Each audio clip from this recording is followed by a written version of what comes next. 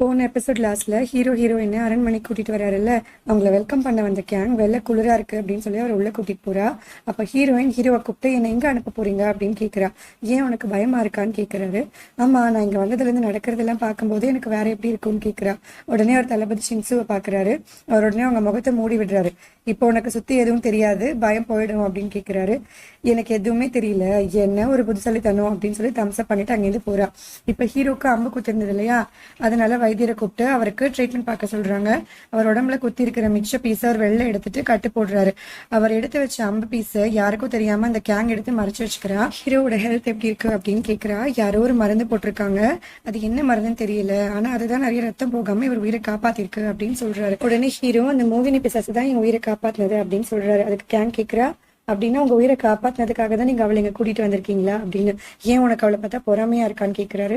நான் ஏன் பொறாமப்பட போறேன், அவளுக்கு ஏதோ ஸ்பெஷலான இடம் வச்சிருக்கேன்னு சொன்னீங்களே, அது என்ன இடம்னு சொல்லுங்க, அது அந்த புறமா இல்ல அரண்மனைக்கு வெளில ஏதாவது இடம் ரெடி பண்ணி வச்சிருக்கீங்களா அப்படின்னு சொல்லி கேக்குறா. நீ அவளை பார்த்து கண்டிப்பா பொறாமதான் படுற அப்படின்னு சொல்லி திரும்ப திரும்ப கேட்கிறாரு. என்ன கிண்டல் பண்றதை விட்டுட்டு ஒழுங்கா சொல்லுங்கன்னு சொல்றா. அந்த மோகினி பிசாசை அரண்மனை விட ஒரு ஸ்பெஷலான இடத்துல நான் தங்க வைக்க போறேன் அப்படின்னு சொல்றாரு. அப்படியே இன்னொரு பக்கம் ஹீரோயினை காட்டுறாங்க. சத்தமா சிரிச்சிட்டு இருக்கா. 5 ஸ்டார் ஹோட்டலா கிடைக்க போது கண்டிப்பா இல்லைன்னு தெரியும், ஆனா இந்த இடம் ரொம்பவே சூப்பர், அரண்மனைக்குள்ளேயே ஜெயிலாம் வச்சிருக்கான்னா இவன் எவ்வளவு கொடூரமான ஆளா இருப்பான் பாருன்னு சோகில் கிட்ட பேசிட்டு இருக்கா. அதுக்கு சோகில் அட்லீஸ்ட் நம்ம உயிரோடவாது இருக்கோமே நினைச்சு சந்தோஷப்பட்டுக்கோ அப்படின்னு சொல்றா. இங்க கேங்க ராஜா ரூம்ல இருந்து வெளியில வந்து அவளோட கோட் லேடி சூல் கிட்ட பேசிட்டு இருக்கா. இந்த மோகினி பிசாசு கிட்ட ராஜா ரொம்பவே ஆர்வம் காட்டுறாரு. இதுக்கு முன்னாடி இவர் எந்த பொண்ணுகிட்டயும் இப்படி இருந்து நான் பார்த்ததே இல்ல, இவ எங்க இருந்து வந்திருக்கா, இவ எப்படி இவரை மீட் பண்ணா அப்படிங்கிற எல்லா டீடைல்ஸும் எனக்கு வேணும்னு சொல்றா. நீங்க இதை பத்தி எல்லாம் சீஃப் ராயல் செக்ரட்டரி கிட்ட கேளுங்க, அவர் கண்டிப்பா தெரிஞ்சிருக்கும்னு அந்த சூல் சொல்லவே, ஆமா இது ஒரு நல்ல ஐடியா தான், சரி நான் அவரை மீட் பண்ணணும்னு தகவல் அனுப்பு, அப்படியே இந்த அம்பு பீஸ ஹீரோட அங்கிள் ஜேசனுக்கு அனுப்பிடு அப்படின்னு சொல்லி அவர்கிட்ட கொடுக்குறா. இன்னொரு பக்கம் ராயல் கிச்சனை காட்டுறாங்க. சீனியர் குக்கியும் கிச்சன்ல இருக்கிற எல்லாருக்கும் இன்ஸ்ட்ரக்ஷன்ஸ் கொடுத்துட்டு இருக்காரு. அந்த டைம்ல கிச்சன் ஆளுங்க கிட்ட அப்படியே பேசிட்டு இருக்கும்போது குக் மேங் அவரை பார்த்து, இவருக்கு சீனியர் கோட் லேடி கூட பழக்கம் இருக்கு, இங்க நடக்கிற எல்லா விஷயமும் இவருக்கு தான் முதல்ல தெரியும் அப்படின்னு சொல்றாரு. எல்லாரும் ஹீரோயினை கூட்டிட்டு வந்ததை பத்தியும் பேசிட்டு இருக்காங்க. அந்த டைம்ல யூன்சங் வராரு. அதாவது அவர் தான் இந்த ராயல் கிச்சனுக்கான பெரிய இன்சார்ஜ் அப்படின்னு சொல்லலாம். இதுக்கு முன்னாடி இங்க சீஃப் ராயல் குக்கா இருந்தவர் கொஞ்ச நாள் மட்டும் தான் இறந்து போயிருப்பாரு. சோ சீக்கிரமே அந்த இடத்துக்கு வேற ஒரு ஆள் வர வாய்ப்பு இருக்கு அப்படின்னு சொல்லிட்டு இருக்காரு. உடனே எல்லாருமே இந்த சீனியர் குக் யூன் தான் அடுத்த சீஃப் ராயல் குக்கா இருக்கும் அப்படின்னு நினைக்கிறாங்க. அந்த டைம்ல ராயல் குவீனோட கோட் லேடிஸ் எல்லாம் அந்த இடத்துக்கு வராங்க. இப்ப ராயல் குவீனை காட்டுறாங்க. இவங்க ஹீரோவோட பாட்டி. அங்கேயும் ஹீரோ ஒரு மோகினி பிசாசை கூட்டிட்டு வந்திருக்கா அப்படிங்கறத பத்தி தான் எல்லாருமே பேசிட்டு இருக்காங்க. அது மட்டும் இல்லாம கவர்னர் ஹாங்க நாடு கடத்தாங்க இல்லையா, அதுவும் ஹீரோட பழி உணர்ச்சி தானோ அப்படின்னு பேசிட்டு இருக்காங்க. கேங் என்ன பண்ணிட்டு இருக்கா அப்படின்னு கேக்குறாங்க. அப்ப கேங்க காட்டுறாங்க. அவளை பார்க்க சீஃப் செக்ரட்டரி வராரு. வந்திருக்காருன்னு சொல்லி அவளுக்கு இன்ஃபார்மும் பண்றாங்க. அவ உள்ள வர சொல்றா. இவங்க கேங் கவர்னர் ஆஃபீஸ்ல இருந்து எல்லாரையுமே அடிமைங்க கூட்டிட்டு வந்திருப்பாங்க. ஸோ அங்க கைப்பத்தின ஜுவல்ஸ் எல்லாத்தையுமே இவகிட்ட கொடுக்குறாரு. அதை ஓபன் பண்ணி பார்த்துட்டு இவ்வளவுதான் கிடைச்சதா அப்படின்னு கேட்கிறா. இவளுக்கு இது பத்தாதா அப்படின்னு திட்டிக்கிட்டே மற்ற ப்ராசஸ் எல்லாம் முடிஞ்சதும் மிச்சம் எல்லாத்தையுமே கொண்டு வரேன் அப்படின்னு சொல்றாரு. அடுத்ததா உடனே ஹீரோயினை பத்தி தான் கேட்கிறா. அது ராஜா எடுத்த முடிவு, அதை பத்தி எனக்கு ஒன்றும் தெரியாது அப்படின்னு சொல்றாரு. உனக்கு தெரியாம ராஜா ஏதோ பண்ணுவாரா அப்படின்னு என்னால நம்ப முடியல அப்படின்னு சொல்லவே, அவ நல்லா சமைப்பா அப்படின்னு நான் கேள்விப்பட்டேன், நீங்க பெருசா கவலைப்படுற மாதிரி எல்லாம் எதுவும் நடக்கல அப்படின்னு சொல்றாரு. கவர்னர் ஆபீஸ்ல அந்த தலைவர் நாடு கடத்திருப்பாங்க. மிச்ச ஆளுங்க எல்லாருமே அடிமையா கூட்டிட்டு வந்திருப்பாங்க. அவங்கள ஜோஹன் வாங், அதாவது அது ஒரு கார்டன் இல்ல அந்த புறம் மாதிரி இன்னொரு இடம் அப்படின்னு சொல்லலாம், அங்க கூட்டிட்டு போக சொல்றா. அப்படி பண்றதுக்கு மந்திரிங்க கண்டிப்பா எதிர்ப்பு தெரிவிப்பாங்க. ஏற்கனவே கவர்னர் நாடு கடத்தின விஷயத்துல அவங்க எல்லாருமே ரொம்ப கோவமா இருக்காங்க. அது மட்டும் இல்லாம இந்த மாதிரி பண்ண சொல்றதுக்கு உங்களுக்கு அதிகாரம் இருக்கா அப்படின்னு சொல்லி ராயல் செக்ரட்டரி கேட்கிறாரு. என்ன கேக்குறீங்க, எனக்கு அந்த அதிகாரம் இல்லையா, நான் சொல்றது செய்யுங்க அப்படின்னு சொல்றா. சரி அதுக்கப்புறம் உங்க இஷ்டம் அப்படின்னு சொல்லிட்டு அங்கிருந்து வெளியில வராரு. வெளில வந்ததும் இந்த ராயல் செக்ரட்டரி இருக்காரு இல்லையா, அவரோட அப்பா வெளில இருக்காரு. அவர்கிட்ட பேசிட்டு இருக்காரு. இவளுக்கு என்ன திமிரு இருந்தா நம்மளையே மிரட்டுவா, இவ ஒரு 4th கிரேட் கான்சர்ட் தான், ஆனா இவளை விட சீனியரா இருக்கிற நம்மள இவ என்னமோ அடிமை மாதிரி நடத்துறா, இவளுக்கு ஒரு முடிவு கட்டணும், ராஜா விஷயத்துல நான் வேற பிளான் வச்சிருக்கேன் அப்படின்னு சொல்றாரு. உடனே அவங்க அப்பா, ஏன் நீ அந்த மோகினி பிசாசு ஏதோ ராஜாக்கு கான்சர்ட்டா ஆக்கலான்னு பிளான் பண்ணிருக்கியா என்ன அப்படின்னு கேக்குறாரு. ஏன் வேற யாரும் ஆகக்கூடாதா, இனிமே நான் என்ன பண்ண போறேன் அப்படிங்கறது நீங்களே பாருங்க அப்படின்னு சொல்லிட்டு கிளம்புறாரு. அன்னைக்கு நைட்டு ஹீரோயின் ஜெயில தூங்கிட்டு இருக்காங்க. அப்ப மாஸ்க் போட்ட ஒரு ஆள் அங்க வந்து காவலுக்கு இருக்கிற எல்லாரையுமே அடிச்சு போட்டுட்டு ஹீரோயினையும் சோகிலையும் அங்க இருந்து ரிலீஸ் பண்ணி கூட்டிட்டு போறான். அதுக்குள்ள ஜெயில அவங்களை காணும்னு மோகினி பிசாசு தப்பிச்சிட்டான்னு தேட ஆரம்பிக்கிறாங்க. இந்த விஷயத்த கோர்ட் லேடி கேங் கிட்டையும் சொல்றாங்க. இப்ப மாஸ்க் போட்ட ஆளு ஹீரோயினை ஒரு இடத்துக்கு கூட்டிட்டு போறான். அங்க இன்னும் நிறைய பேரு வேஷம் போட்டுட்டு டான்ஸ் ஆடிட்டு இருக்காங்க. என்ன நில வெளிச்சத்துல வந்தது எப்படி இருக்கு அப்படின்னு சொல்லி கேக்குறாரு. எங்களை தப்பிக்க வைக்கிறேன்னு சொல்லி கூட்டிட்டு இங்க எதுக்கு வந்த அப்படின்னு கேக்குறா. என்ன தப்பிக்கணுமா அப்படின்னு கேட்டு மாஸ்க் கட்டுறாரு. பார்த்தா அது நம்ம ஹீரோ. ஹீரோயின் ஒரு நிமிஷம் ஷாக் ஆகிட்டு எதுக்காக இப்படி எல்லாம் பண்றீங்க அப்படின்னு சொல்லி கேட்குறா. எல்லாம் ஒரு என்டர்டைன்மெண்ட்டுக்கு தான், நீ என்ஜாய் பண்ணியா அப்படின்னு கேட்குறாரு. பார்த்தா சீஃப் ராயல் செக்ரட்டரியுமே அவர் கூட தான் அங்கே இருக்காரு. இனிமேல் தப்பிக்கணும் அப்படின்னு ஒரு எண்ணமே உனக்கு வரக்கூடாதுன்னு சொல்றாரு. அப்போ எங்களை கூட்டிட்டு வந்து அந்த ஆள் யாரு அப்படின்னு ஹீரோயின் கேட்குறா. அப்போ அந்த மாஸ்க் போட்ட ஆள் அவன் மாஸ்க்கை கழட்டுறான். ஹீரோ அவனை கூப்பிட்டு இவன் எனக்கு ரொம்பவே பிடிச்ச ஆர்டிஸ்ட், இவனோட பேரு காங்கில் அப்படின்னு சொல்லி அவனை இன்ட்ரடியூஸ் பண்ணி வச்சுட்டு நீ வழக்கத்தை விட இன்னைக்கு ரொம்ப நல்லாவே பெர்ஃபார்ம் பண்ண அப்படின்னு சொல்லி அவனுக்கு பரிசும் கொடுக்குறாரு. அவன் அதை வாங்கிட்டு அவனோட ஆளுங்களை கூட்டிட்டு அங்க இருந்து கிளம்புறான். எல்லாரையும் அனுப்பிட்டு அவன் மட்டும் தனியா வந்து ஹீரோ கொடுத்தா அந்த பரிசு பையை ஓபன் பண்றான். அதுக்குள்ள ஒரு சீக்ரெட் மெசேஜ் இருக்கு. சல்கோஜி காட்டுல யாரோ அம்பால் என்ன தாக்குனாங்க, அது யாரு அப்படிங்கிற விஷயத்த யாருக்கும் தெரியாம ரகசியமா கண்டுபிடி அப்படின்னு எழுதியிருக்கு.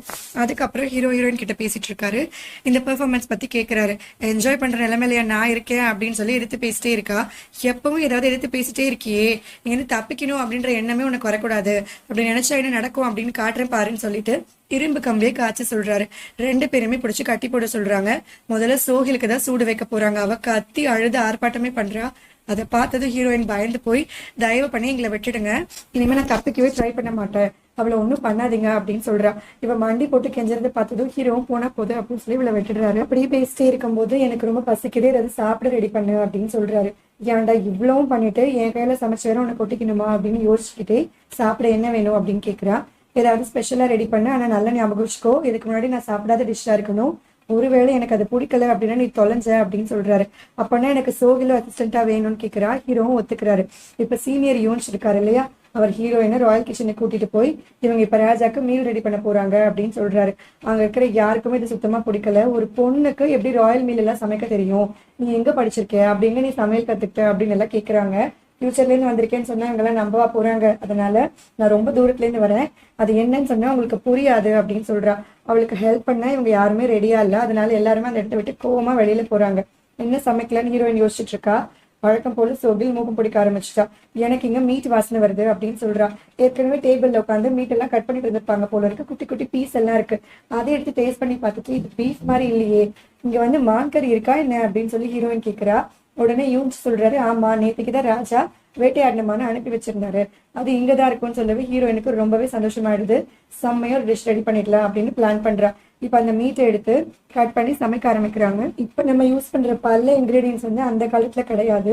சோ அதே டேஸ்ட் அங்க இருக்கிற இன்கிரீடியன்ஸ் வச்சு எப்படி கொண்டு வர முடியும் அப்படின்னு ட்ரை பண்ணி சமைச்சு ஹீரோக்கு கொண்டு போறா. இவதான் சமைச்சா இல்லையா, அந்த ஃபுட்டை இவதான் சர்வ் பண்ணணும் அப்படிங்கறதுனால இவளை ரெடி பண்ணி ஹீரோ கிட்ட கூட்டிட்டு போறாங்க. என்ன சமைச்சு கொண்டு வந்திருக்க அப்படின்னு கேக்குறாரு. இது ஹார்டி கியூத்தைன் அப்படின்னு சொல்றா. அந்த வார்த்தையே ஒரு வாயில வரல. இதை கூட சொல்ல தெரியலையா அப்படின்னு சொல்லி கேக்குறா. என்ன நீ என்ன கலாய்க்கிறியான்னு கேக்குறாரு. உங்களெல்லாம் போய் யாராவது கலாய்க்க முடியுமா அப்படின்னு சொல்லிட்டு, நான் இன்னைக்கு டீர் டார்ச்சரே பண்ணிருக்கேன், அது வெஜிடபிள்ஸ் கூட மிக்ஸ் பண்ணி கொண்டு வந்திருக்கேன், கூடவே கெல்ப் சிப்ஸும் இருக்கு அப்படின்னு சொல்றா. இது வந்து பிரெஞ்ச் கியூசைன் டிஷ். இதை பத்தி எல்லாம் அவருக்கு என்னன்னு தெரியாது, அந்த பேரு அவர் வாயில வரல, அதனால அவளே அவருக்கு ரெடி பண்ணி கொடுக்குறா. இதுக்கு பேர் தான் டேபிள் செட் சர்வீஸ்னு சொல்லுவோம். இந்த மாதிரி நாங்க பண்றதை பார்க்கும் போதே சாப்பிடணும் அப்படிங்கிற ஆசை வரும், பசியை தூண்டும் அப்படின்னு சொல்லி அதை ரெடி பண்ணி கொடுக்குறா. பொதுவாகவே ராஜா சாப்பிட்ற ஃபுட்டை எடுத்த உடனே அவர் சாப்பிட மாட்டாரு, வேற யாராவது ஒருத்தர் டேஸ்ட் பண்ண அப்படின்னா அவர் சாப்பிடுவாரு.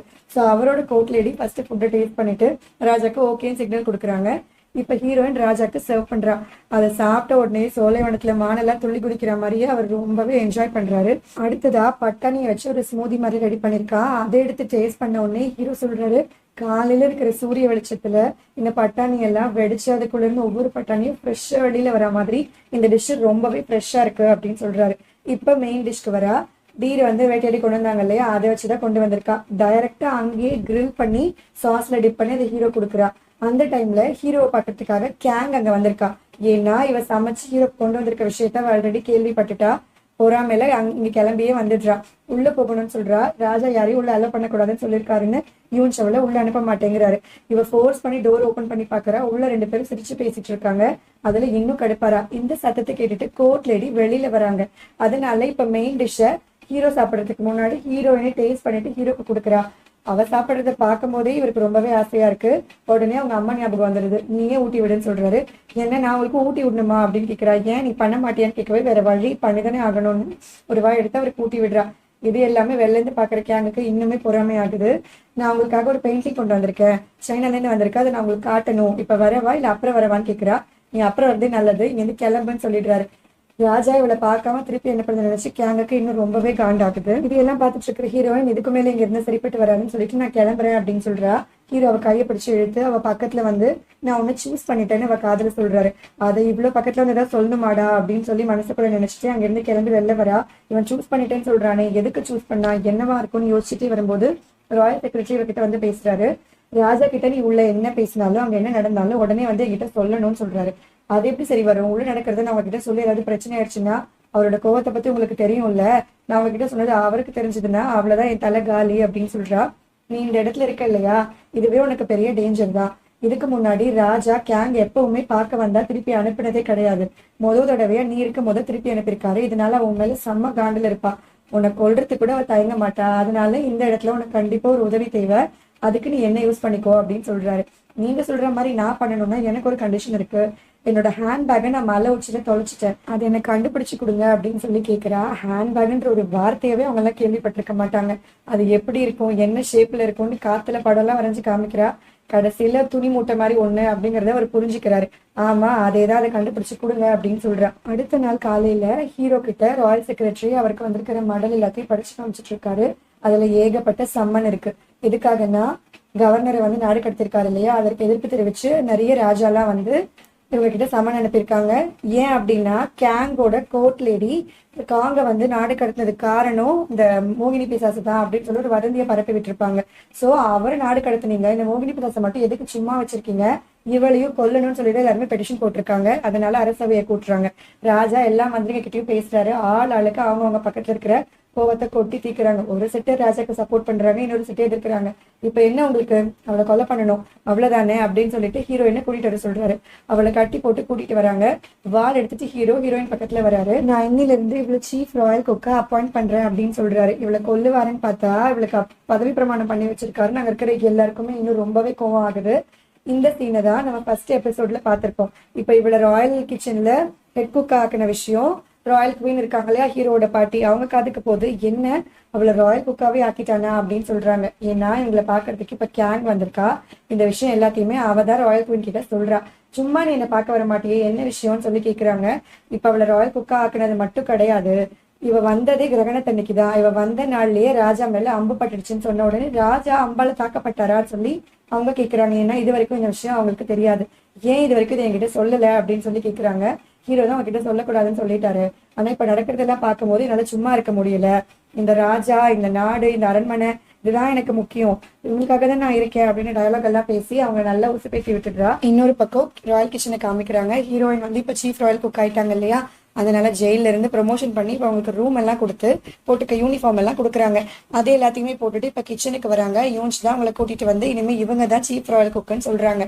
அவங்க சமைக்கிறதையே அவங்களால ஏத்துக்க முடியல. இப்ப இவங்க எல்லாருக்குமே அவதான் சீஃப்ங்கிறத அவங்களால சுத்தமா ஏத்துக்கவே முடியல. இவ வந்தா இவங்க எதுவுமே ஒழுங்கா பண்ணக்கூடாது அப்படிங்கறதுக்காக மீட்டு சூப்புன்னு எல்லாத்தையுமே ஒழிச்சு வச்சிடுறாங்க. மாவு உப்பு எல்லாத்தையுமே மிக்ஸ் பண்ணி வச்சிடுறாங்க. கத்தி எல்லாத்தையுமே மொக்க பண்ணி வச்சிருக்காங்க. ஹீரோயின் அங்க வரா.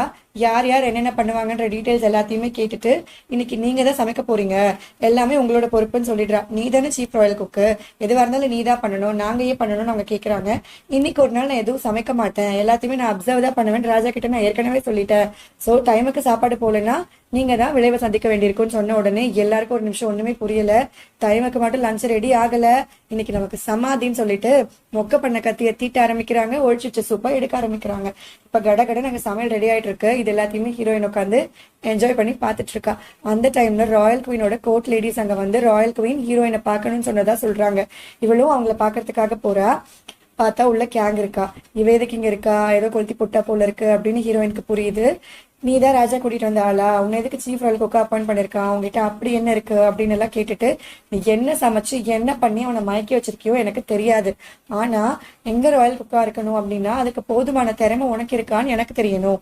அது மட்டும் கிடையாது, மந்திரிங்களோட வாயும் அடைக்கணும்னா உனக்கு திறமை இருக்கு நிரூபிச்சே ஆகணும். அதனால எங்க குக்கோட உனக்கு நான் காம்படிஷன் வைக்க போறேன் அப்படின்னு சொல்றாங்க. இவ டக்குன்னு பாட்டிமா காம்படிஷனான்னு சொல்லிடுறா. உடனே எல்லாருமே முறைக்கிறாங்க. ஐயோ சாரி மகாராணி அப்படின்னு சொல்லி பேசிட்டே ஒரு நிமிஷம் யோசிக்கிறா. கண்டிப்பா இது எல்லாமே இந்த கேங்கோட வேலையா தான் இருக்கும் அப்படின்னு. அது மட்டும் கிடையாது, இந்த காம்படிஷன்ல உன் திறமையை நிரூபிச்சே ஆகணும். ஒருவேளை நீ தோத்துட்ட அப்படின்னா உன்னோட 2 கையும் நாங்க வெட்டிடுவோம்னு சொல்றாங்க. எனது கையை வெட்டிடுவீங்களா? ஒரு குக்குக்கு முக்கியமே கை தானே, அந்த கை இல்லாம நான் என்ன பண்ணுவேன், என்ன நடக்க போதோ தெரியலன்னு யோசிச்சுட்டே இருக்கான். இந்த காம்படிஷன் விஷயம் எல்லாமே ஹீரோக்கும் தெரிய வருது. அடுத்த நாள் காம்படிஷனுக்காக எல்லாமே ரெடி பண்ணிட்டு இருக்காங்க. அப்ப ஹீரோவும் அங்க வராரு, ராயல் குயினும் அங்க வராங்க. உன்னை பார்த்து எவ்வளவு நாள் ஆச்சு, இன்னைக்கு இவளுக்காக நீங்க வந்திருக்க, இந்த பாட்டியை பார்க்க வர மாட்டேங்கிற அப்படின்னு சொல்றாங்க.